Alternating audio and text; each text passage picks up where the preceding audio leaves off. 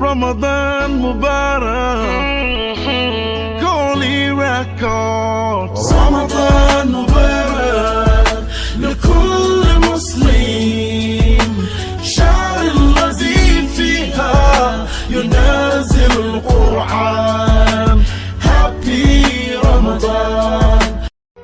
waxaan aad u xasuustaa hooyo inay tiri waxaan la ekaa da'da ee maanta la eg tahay maalintii la ii soo raacinayay aniga rafaad iyo dhibaato iyo murug ku nool marna lagama yaabo gabadhayda dhibka aniga aan arkay inay aragto mana ogolaanay. halkaas waxaa ka dhacay dood iyo buuq aad u tiro badan. hooyana ay ku adkaysatay in ninkaan lagu daraynin, aabana uu ku adkaystay in maaragtay lagu daraayo. runtii buuq iyo qayladii ayaa halkaa ka batay. markaan arkay in aabba wax walba uu diiday, hooyana ay diidan tahay, oo aan ka baqay hooyo iyo aabba awalba farxad iyo nolol qurux badan aanan haysan, haddana inay kala tagaan, ayaan habeenkii hooyo sheekaysanay. waayo hooyo qolka aabba way ka soo guurtay, qolkeena ayay nala seexanaysay. waxaan ku dhahay hooyo macaan, qof walba ilaahay waxa uu u qoro ayaa ku dhacayo. hooyo haddii aabbo uu ku adkaystay inuu ninkaan igu daro, hooyo macaan iska daa, waa u jeedaa aabbo. markaasay igu tiri gabadhayda ninkaa weyn lagugu daro nolol inaa haysatid miyaa u malaysaa? markaasaan ku dhahay hooyo adiguna sidaanoo kale miyaa lagugu daray? waxay igu tiri hooyo macaan, tabta maantay adiga lagu siinayo ninkaan ayaa wallaahi anigana liigu bixiyey. anigoo yar oo xerooyinka qaxootiga degan ayaa nin marti ah noo yimid oo aabbe isgaranayeen. markaasuu maalmo markuu nala joogay waxaan ka war helay in aniga la ii guursanaayo ayaan maqlay. xaqiiqdii hooyo aniga hooyaday igamayna celinin.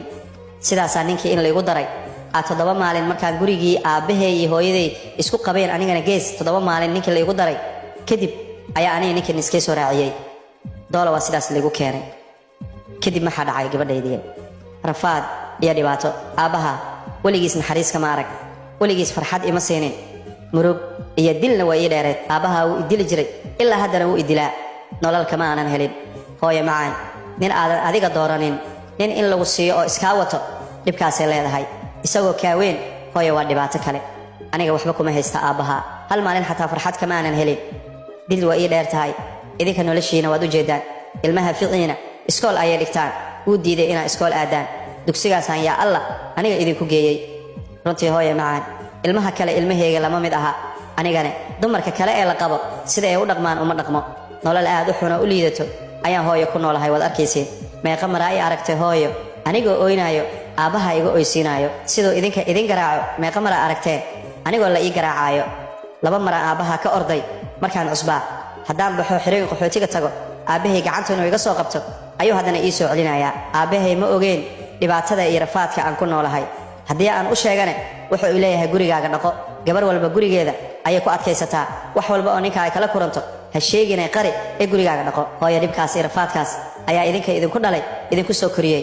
hooyo ma rabo dhibka iyo rafaadka aniga aan arkay adiguna inaad aragto, in hadda lagu wado oo bare lagu geeyo. hooyo maya ma qaadan karo, ee waa dhibaato, mana ogolaanayo taas. inaa gurigaan ku burburo ayaa iga roon. maxaan ku haystaa maantay? ilmihii aan dhalay nolol ma haystaan, aniga nolol kuma haysto. anigoo facaan jiro ayuu idilaa aabbaha oo cunug yaroo kale uu ii garaacaa.